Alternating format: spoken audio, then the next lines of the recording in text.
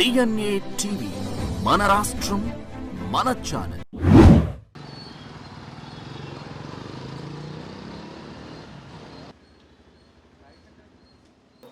నిజం ఏదైతే చెప్పారో అవన్నీ కూడా మేము రిపోర్ట్ ఇస్తాం. పైగా మేము ఇంకోటి కూడా అడిగాం, అమ్మ మీరందరూ మరి ఐసీ కమిటీ అడిగినప్పుడు మీరందరూ మాకేం జరగలేదని రాశారు కదా, ఎందుకు రాశారు అన్నారు.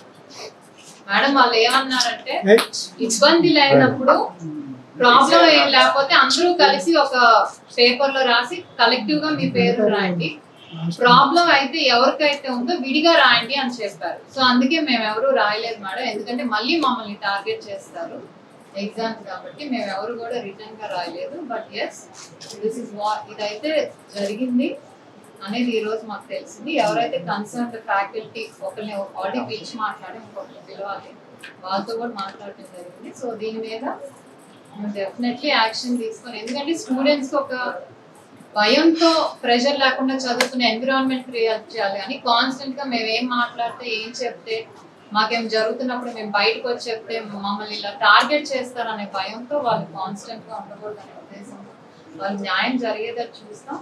అలాగే నిన్న కూడా మాకు ఒక కంప్లైంట్ వచ్చింది గవర్నమెంట్ ఆఫీస్ నుంచి, అంటే ఎక్కడ ఐసీసీ అసలు ఉండట్లేదు, ఉన్నా చెప్తున్నా కూడా న్యాయం జరగట్లేదు. లోకల్ కమిటీస్ కూడా ఎవరు కూడా సరిగ్గా వర్క్ చేయట్లేదు, ఎస్పెషలీ లైంగిక వేధింపుల మీద అనేది మాకు చాలా క్లారిటీగా తెలుస్తుంది. సో డెఫినెట్లీ నిన్న వచ్చిన కంప్లైంట్ కానీ ఈ రోజు ఇక్కడికి వచ్చింది కూడా ఇవన్నీ మీకు చూసాం. ఎందుకంటే చాలా మంది లైంగిక వేధింపులు అంటే ముట్టుకుంటేనే కదా అనుకుంటారు, కాదు. నువ్వు హిడెన్ మీనింగ్ అంటే డబల్ మీనింగ్ తో మాట్లాడినా, అంటే నేను ఒక్కళ్ళే ఉన్నప్పుడు చెప్తేనే కదా అంటారు, కాదు. నువ్వు 100 మంది ఉండి 10 మంది ఉండి ఒక అమ్మాయిని టార్గెట్ చేసి నువ్వు డబల్ మీనింగ్ తో మాట్లాడవన్నా అది కూడా sexual harassment. So that is what ఇక్కడ జరిగింది. సో దాన్ని ఈ రోజు మా రిపోర్ట్ మేము చూసి పైకి పంపించి will make sure that action is taken and ఎవరైతే స్టూడెంట్స్ ఉన్నారో మిగతా బ్యాచెస్ ఇబ్బంది పడుతూ మేడం అంటే చిన్న క్లారిటీ, విద్యార్థులు ఎవరి మీద ఏ ఫ్యాకల్టీ కంప్లైంట్ చేశారు, లైంగిక ఆరోపణలు చేశారా? ఇప్పుడు ఇవన్నీ కూడా యాక్చువల్లీ ఈ ఐసీ కమిటీస్ ఇలాంటివి జరిగే అన్ని కాన్ఫిడెన్షియల్ గా ఉండాలి.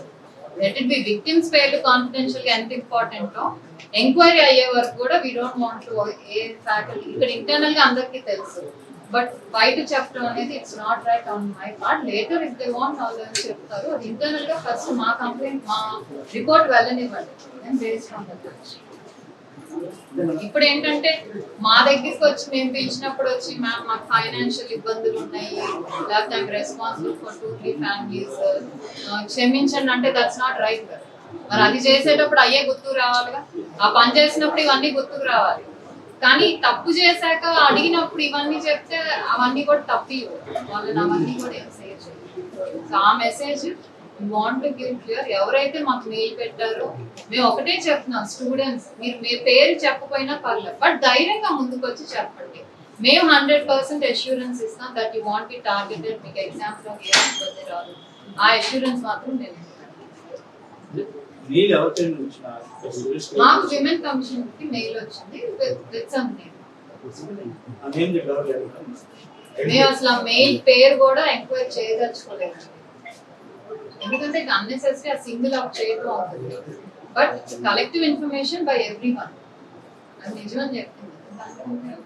నిజంగా వాళ్ళకి అమ్మాయికి నంబర్ కూడా పెట్టారు, జరిగింది అయితే ఉంది కాబట్టి దాని మీద యాక్షన్ ఏం తీసుకుంటాం అనేది ఇంపార్టెంట్. అంటే ఈ కాలేజ్ లో విద్యార్థులు లైంగిక వేధింపులకు గురవుతున్నారు ఫ్యాకల్టీ కారణంగానే ఫిర్యాదు చేస్తే ఇక్కడ ఇంటర్నల్ గా కమిటీ వేశారు, ఆ కమిటీ సరిగా పనిచేయలేదా? ఏం స్పష్టంగా అనిపిస్తుంది. అంటే ఎక్కువ దేని మీద స్ట్రెస్ చేశారంటే అది అనానిమస్ మెయిల్ కాబట్టి, ఆ మెయిల్ రాసిన వాళ్ళు ముందుకు రాలేదు కాబట్టి ఇది బేస్లెస్ అని ఎవరినైతే అడిగారో ఫ్యాకల్టీని వాళ్ళ మెయిన్ పాయింట్ కూడా అదే రాశారు. సో ఇది బేస్లెస్, మీరు వదిలేసేయండి. వీళ్ళు కూడా రిపోర్ట్ అలానే రాశారు. అలా ఎలా అవుతుంది? ఒక మెయిల్ వచ్చిందంటే దాని వెనక ఏదో రీజన్ ఉంటుంది, అవునా కదా? సో దట్ ఈస్ వాట్, అది తెలియటానికి వచ్చాను, నాకు రావాల్సిన ఆన్సర్ నాకు వచ్చింది. సో నా రిపోర్ట్ పంపిస్తాను. అది ఎప్పుడు ఇంటర్నల్ కమిటీస్ కరెక్ట్ గా పనిచేస్తే అనేం ఉండదు, బయాస్డ్ గా ఉంటాయి అన్ఫార్చునేట్. అందుకే ఎక్స్టర్నల్ మెంబర్ ని పెట్టాలంటారు, కానీ చాలా ఇంటర్నల్ కమిటీస్ లో ఒక ఎక్స్టర్నల్ మెంబర్ అనే వాళ్ళు ఉండరు. ఎందుకంటే వాళ్ళు కొంచెం ఫేర్ గా అన్ని వైపుల నుంచి ఆలోచిస్తారు, కాన్ఫిడెన్షియల్ గా ఉంటే డీల్ చేస్తారు. ఇంటర్నల్ కమిటీస్ వచ్చేసరికి ఏమవుతుంది అంటే ఎవరైతే కంప్లైంట్ చేశారో వాళ్ళ గురించి అందరికీ చెప్పేస్తారు. అది తప్పు. ఒక ఫ్యాకల్టీ మీద వచ్చినప్పుడు మిగతా ఫ్యాకల్టీ కూడా తెలియదు, ఓన్లీ ఇంటర్నల్ కమిటీకే తెలియాలి.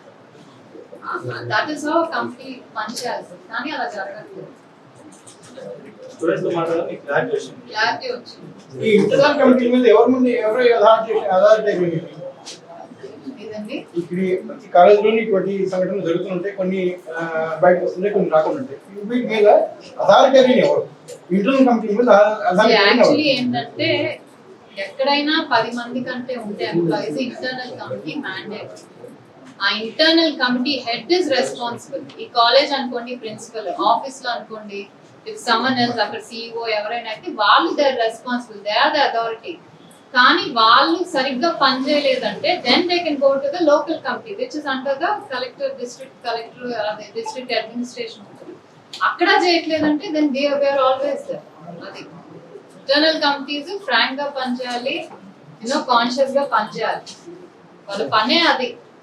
అది జరగనప్పుడు మాలాంటి వాళ్ళు ఇన్వాల్వ్ అవ్వాల్సి వస్తుంది. ఇంటర్నల్ కంటెంట్ ఇంటర్నల్ గా ఇవన్నీ కూడా డిస్కస్ చేసుకొని ఇంటర్నల్ గా న్యాయం జరగాల్సింది, బయటికి రాకూడదు యాక్చువల్లీ. కానీ వీళ్ళు సరిగ్గా చేయనప్పుడు ఏంటంటే బయటకు వస్తుంది. సో దట్ ఈస్ వెన్ మేము ఎంటర్ అయ్యి వి మేక్ ష్యూర్ దట్ ఎవరైతే ఆ ఇష్యూ జరుగుతుందో అది కరెక్ట్ అయ్యేటట్టు మేము చూస్తాం. మెయిల్ ద్వారా అందిన సమాచారం నిజంగా నిర్ధారణ అయిందా? ఇప్పుడు ఒక్కొక్కసారి అదే చెప్తాం, ఎనానిమస్ మెయిల్ 2 వైపుగా వెళ్ళచ్చు. ఒకటి నిజం చెప్పచ్చు, ఒకటి ఇదిగా చెప్పచ్చు. సో మేము అసలు ఏంటిది ఎంక్వైరీ చేద్దాం, ఎగ్జామ్స్ దగ్గరికి వస్తున్న ఉద్దేశంతో నిన్న మెయిల్ వచ్చినా ఈ రోజే వచ్చాము. ఇప్పుడు నేను చెప్పాను కదా, ఆ మెయిల్ ఎవరైతే రాసారో ఒప్పుకోపోయినా బట్ ఇక్కడికి వచ్చాక మాకు నిజం తెలిసింది. ఇక్కడ స్టాఫ్ కొంత నిర్లక్ష్యం ఉన్నారు, మీరు ఎంక్వైరీకి వచ్చిన స్టాఫ్ చాలా సేపు వెయిట్ చేశారు. అంటే మేము చెప్పకుండా వచ్చాము, ఒకటి మేము ఇన్ఫార్మ్ చేయలేదు. టైం రావాలి, కాలేజ్ స్టాఫ్ టైం రావాలి. అంటే అడ్మిన్ స్టాఫ్ 10:30 అని చెప్పారు. We didn't see the timings. 10:40 reports wait చేసాం, బట్ దట్స్ ఓకే. అట్లీస్ట్ మేము ఈ లోపు స్టూడెంట్స్ తో మాట్లాడాలి. ప్రిన్సిపల్ రాకపోవడం is a good thing today. Students open up అయ్యారు, ఉంటే మాట్లాడే వాళ్ళు కాదు.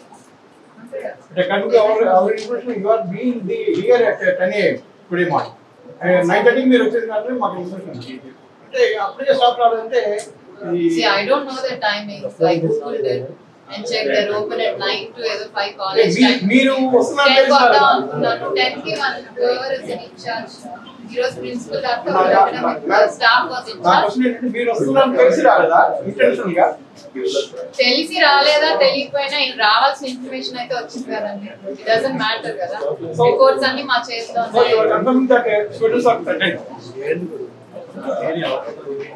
ఎంక్వైరీ కంప్లీట్ చేసిన టైం వాళ్ళ ఎంక్వైరీ అయిపోయింది. Now it is up to me. ఈ రోజు చేసాం కాబట్టి రేపు రిపోర్ట్ పంపించేసి main assurances for the students that exams లో టార్గెట్ చేయబడాలి. ఆ అష్యూరెన్స్ అనేది నేను ఇవ్వగలను. అది మెయిన్ కన్సర్న్. అందుకే వెంటనే నెక్స్ట్ వీక్ నుంచి ఎగ్జామ్స్ ఆ మెయిల్ లో స్పెసిఫిక్ కన్సర్న్ కూడా వాళ్ళది. చాలా కాలేజెస్ లో చాలా కంపెనీలు పనిచేస్తున్నారు, గర్ల్స్ కానీ అమ్మాయిలు కానీ ఫేస్ చేస్తున్నారు. కొంతమంది మీకు డైలీ వాళ్ళు మెయిల్ చేశారు, చాలా మంది చెప్పలేదు పరిస్థితులు. మేము already district wise review meetings పెడతాం, ఎస్పెషల్లీ పాష్ కి సంబంధించి, పాష్ యాక్ట్ కి సంబంధించి. దాన్ని చూసాక కూడా యాక్చువల్లీ చాలా కంప్లైంట్స్ వస్తాయి. ఆర్ ఇప్పుడు మీడియాలో ఈ రోజు కవర్ చేస్తున్నారు. లాస్ట్ టైం మాకు నూజివీడ్ నుంచి ఒక కంప్లైంట్ చేసింది. అబ్బాయి కాల్ చేశాడు, ఇలా జరుగుతుంది మా కాలేజ్ లో. నువ్వు ఎందుకు బాగు చేసా అంటే, మ్యామ్ మేము చూసాము మీరు వెళ్తున్నారు, ఇలాంటి ఇష్యూస్ చూస్తున్నారు కాబట్టి మేము మీకు చెప్పాము, న్యాయం చెప్తాం.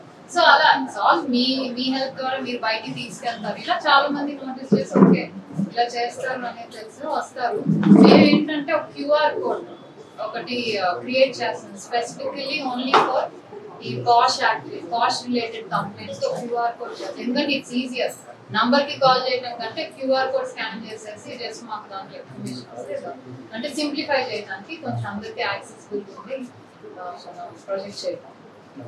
టేకింగ్ our steps, బట్ ఇది ఏంటంటే ఇట్ ఈస్ ఎవ్రీవన్స్ రెస్పాన్సిబిలిటీ అండి. గవర్నమెంట్ రెస్పాన్సిబిలిటీ కమిషన్ రెస్పాన్సిబిలిటీ కాదు. Every college responsibility, office responsibility, ప్రతి ఒక్కళ్ళ రెస్పాన్సిబిలిటీ. ఎవరి రెస్పాన్సిబిలిటీ వాళ్ళు చేస్తే మనం ఇన్వాల్వ్ అవసరం లేదు. అది ఎవరి జాబ్ వాళ్ళు చేస్తే విల్ బి పర్ఫెక్ట్. ఈ కాన్ఫరెన్స్. Thank you.